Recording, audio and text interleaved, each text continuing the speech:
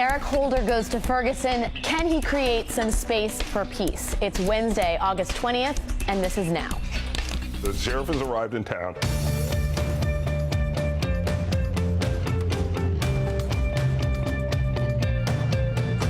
Attorney General Eric Holder on the case in Ferguson, Missouri. Holder's real mission is to assure that the Department of Justice will conduct its own fair, independent investigation. At the same time, a grand jury is meeting. There have been some protesters who have shown up at the courthouse. One thing that would empty these streets is if there were some sort of indictment. It's not that complicated to determine whether or not a crime has been committed. Officials have repeatedly expressed worries that this county prosecutor cannot be trusted to fairly prosecute a case like this. I have no intention of walking away. It's a different dynamic when you're prosecuting a police officer in the very community. The lives of black males are just as valuable as others. We got a black president in the White House, a black attorney general, but at the end of the day, young black males are still being arrested, killed, and harassed. Michael Browns are happening all over our country. This is really about how white America still views black America. We're not out of this yet. As a local grand jury begins hearing preliminary evidence today, Attorney General Eric Holder is in Ferguson, Missouri, vowing a full and thorough federal investigation into the police shooting of unarmed teenager Michael Brown. A short time ago, Holder arrived at a local restaurant for lunch, where he talked with residents about why he is in the area. Why would I be anyplace other than right here and right now? You know, to talk to the people in this area who are deserving of our attention and who we want to help as best we can. You know? And we also want to listen. Holder also shared a warm moment with the point man for the protest, Highway Patrol Captain Ron Johnson. Johnson, in turn, said afterward that he feels Holder's visit is vital for the community and for the nation. I think it'll have a great impact. I think it'll show the people of Ferguson, the people of St. Louis, the people of our nation, that their voices are heard.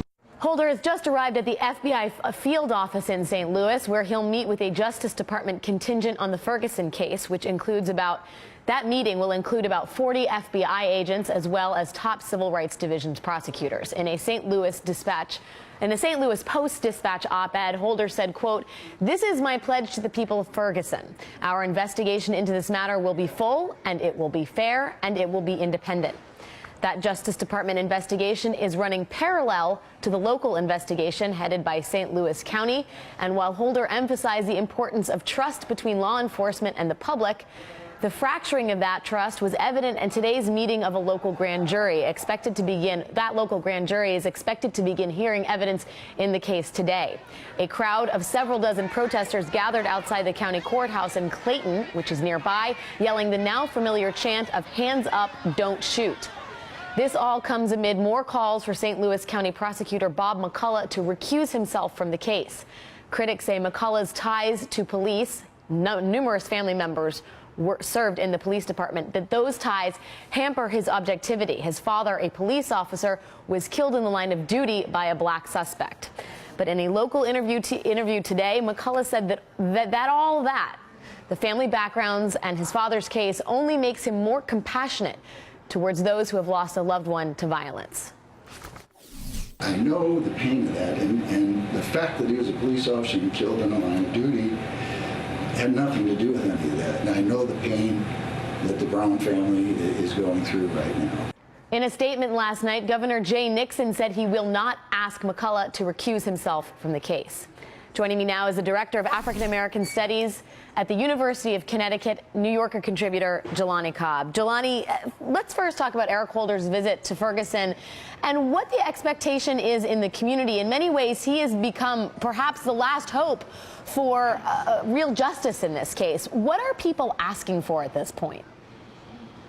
Well, there's a context that occurs. This hasn't happened in a vacuum. So there has been kind of distrust among members of the African American community toward the prosecutor, toward the county prosecutor McCullough, for some time. It stretches back for many years. But it's also important to recall that just 2 weeks before Michael Brown was shot, there was a very contentious and very bitter primary election that pitted an African-American county executive against a white challenger by the name of Steve Stenger. The incumbent was a man by the name of Charlie Dooley. And in the election, Mr. Stenger enlisted the county prosecutor as a supporter, who then did an advertisement on his behalf, alleging that the African-American county executive was corrupt. And that really struck a sour chord with many in the African-American community. Already the election was racially divisive.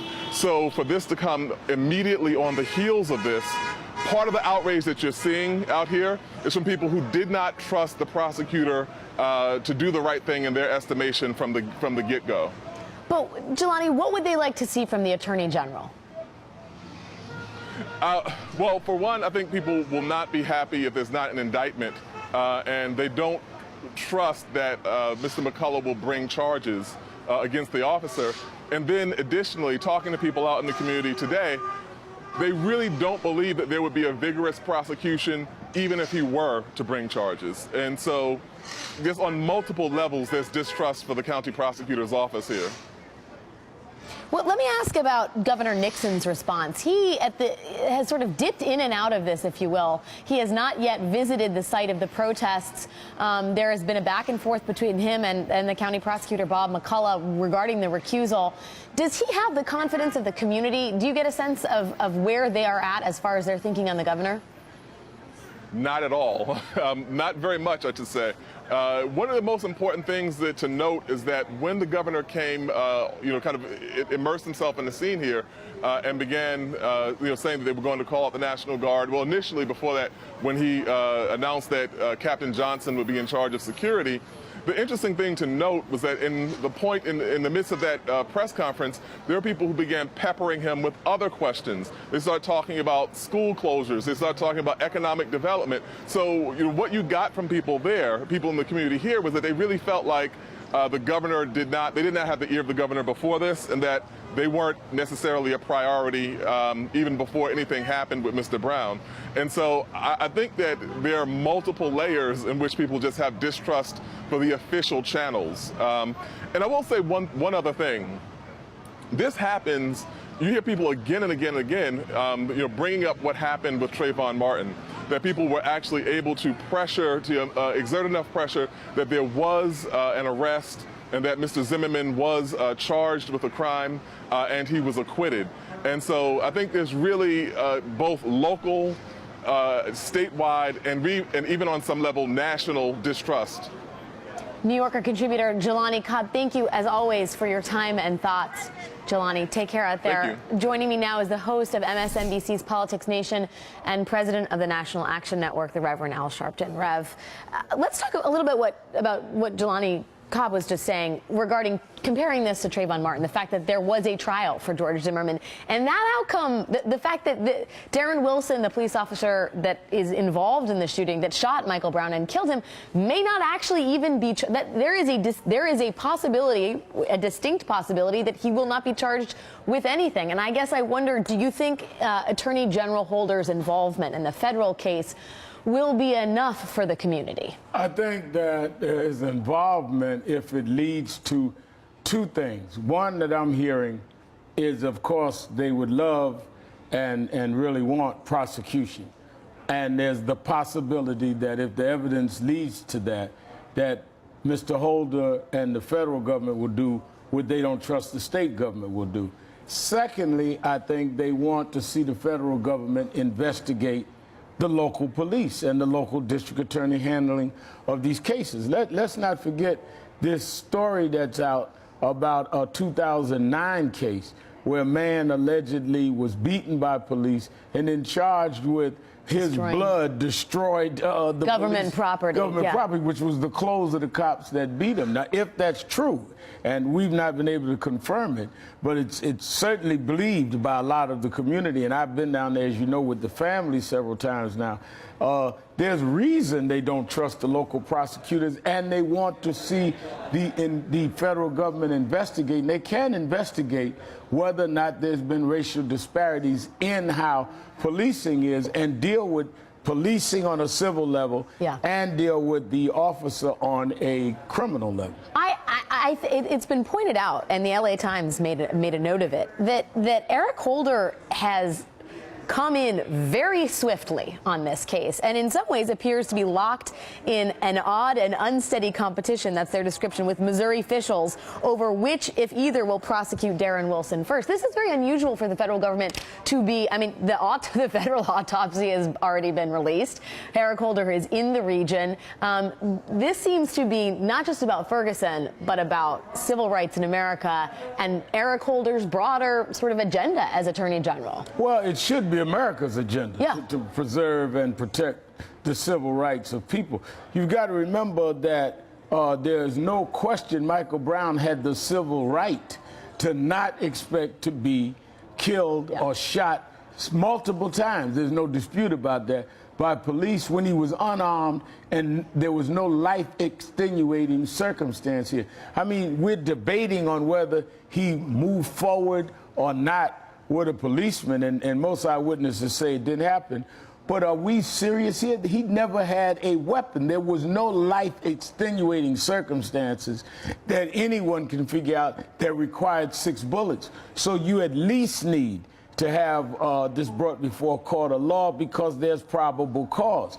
You must also remember, and I think I've heard this over and over again when I was down there, one of the reasons the family and others are talking to people like me, we've been involved where the federal government came in. I was involved in the Rodney King case, where the state acquitted the police with Rodney King, and the federal government, we got to come in with a lot of us in civil rights groups. Abner Louima, I was in the lead of a lot of the community pressuring, where we did get the local prosecutor in New York, not in Midwest or the South, to step aside, and the federal government prosecuted. That policeman is still in jail today, and that happened 17 years ago. So there is a precedent for this. So in many ways, they're acting like it's personal to Holder.